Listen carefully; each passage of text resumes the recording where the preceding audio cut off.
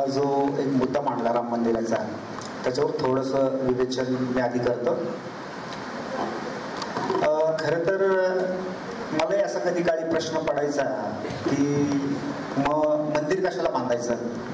आपण तिथे एखादं हॉस्पिटल बांधूयात, आपण तिथे एखादं शाळा कॉलेज बांधूयात. तर तो काळ हा माझ्या अज्ञानाचा काळ होता असं मी समजतो. नीट पाहायला गेलं तर आज सिन्नर शहरामध्ये कमीत कमी 2-4 रामाचे मंदिर असू शकतील, गणपतीचे असतील, आणखी कुठल्याही देवी देवतांचे असतील. तर मग आपल्याला त्या प्रकारचं काही आरत्या, पूजा, जेवणावळी, भंडारा हे करण्यासाठी आपल्याला राम मंदिर हवंय का? तर मला असं वाटतं की आपण त्यावर थोडा विचार केला पाहिजे. हा भारत एकेकाळी अफगाणिस्तानमध्ये आज जो हिंदू पुष्पर्वत आहे तिथपासून ते कन्याकुमारी पर्यंत पसरलेला होता. इकडं अगदी आपली भूमी सिंध पासून आजचा ढाका बांगलादेश तिथपर्यंत ही भूमी पसरलेली होती. पण तुम्ही नीट बघितलं तर तुम्हाला दिसेल की या सगळ्या भूमीवर जिथं राम आणि गौतम बुद्ध वावरले त्या प्रत्येक प्रदेशातून जिथून जिथून रामाचं उच्चाटन झालं त्या प्रदेशामध्ये आज आपल्याला काय दिसतं. आज अफगाणिस्तान जर बघितला तर मला म्हणावंच वाटेल की आज ज्या शाळेमध्ये कॉलेजमध्ये आपण बसलोय तर आज तिथं अशा महिला येऊन बसू शकत नाही. तिथं मुलींना शिक्षणाची परवानगी नाही.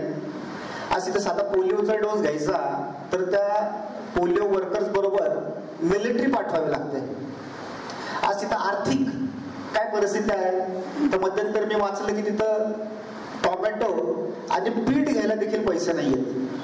म्हणजे ज्या ज्या भूमीतून रामाचं उच्चाटन झालं तिथून तुमची आर्थिक, सामाजिक, राजकीय, शैक्षणिक, सांस्कृतिक सर्व प्रकारची हानी झाली. म्हणजे मगाशीच मी येताना बघितलं व्हॉट्सअपमध्ये की काल पाकिस्तानमध्ये इलेक्शन झालं आणि त्याच्यामधले ते फुटबॉल मधले सुप्रसिद्ध खेळाडू आहेत जे इटली आणि तत्सम देशांमधले ते एम्बापे, न्यामार आणि क्रिस्टियानो रोनाल्डो देखील मतदान करायला आले होते तिथं. तर ही ज्या प्रकारचं धांदल तिथं माजलेले आहे तर हे कशामुळं? तर आपल्याला दिसतं की तिथं एका धार्मिक उन्मादातून जे राज्य स्थापन झालं त्याच्यातून ही परिस्थिती तिथं ओढवली. मग आपला राम हा आपल्याला खरं तर काय देतो? तर आपला राम हा आपल्याला विज्ञानवादी दृष्टिकोन देतो. आपला राम हा आपल्याला राजकीय समज देतो. आपला राम हा आपल्याला सांस्कृतिकरित्या अधिक उन्नत बनवतो.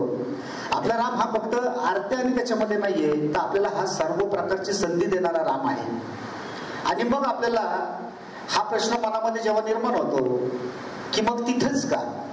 तर तुम्हाला असं लक्षात येईल की आपल्या सर्वांचं राष्ट्रदैवत छत्रपती शिवाजी महाराज यांनी 1647 दरम्यान स्वराज्याची शपथ घेतली.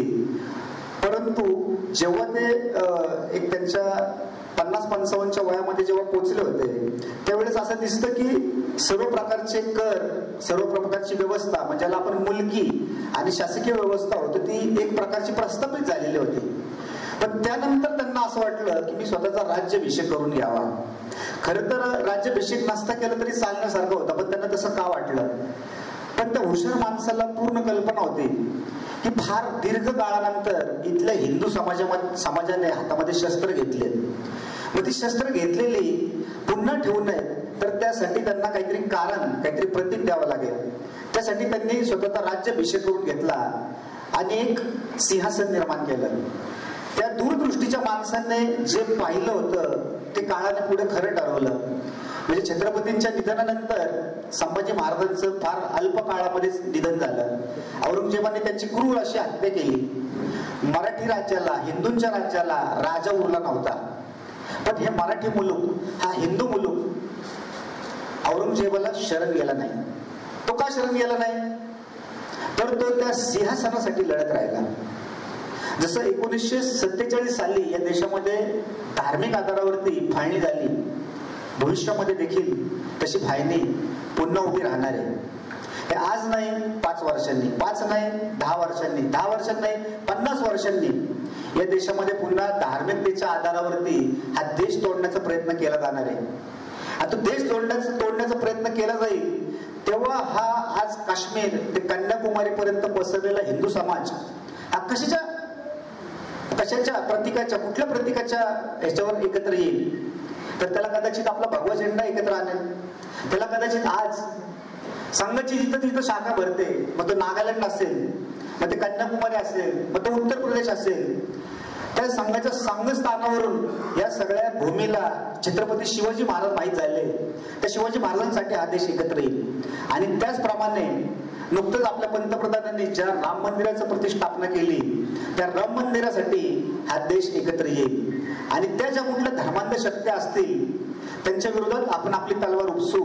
आणि म्हणूनच आपल्याला हे राम मंदिर आवश्यक आहे, म्हणून आपल्याला भगवा ध्वज आवश्यक आहे, आणि म्हणून आपल्याला हे छत्रपती शिवाजी महाराज आवश्यक आहे.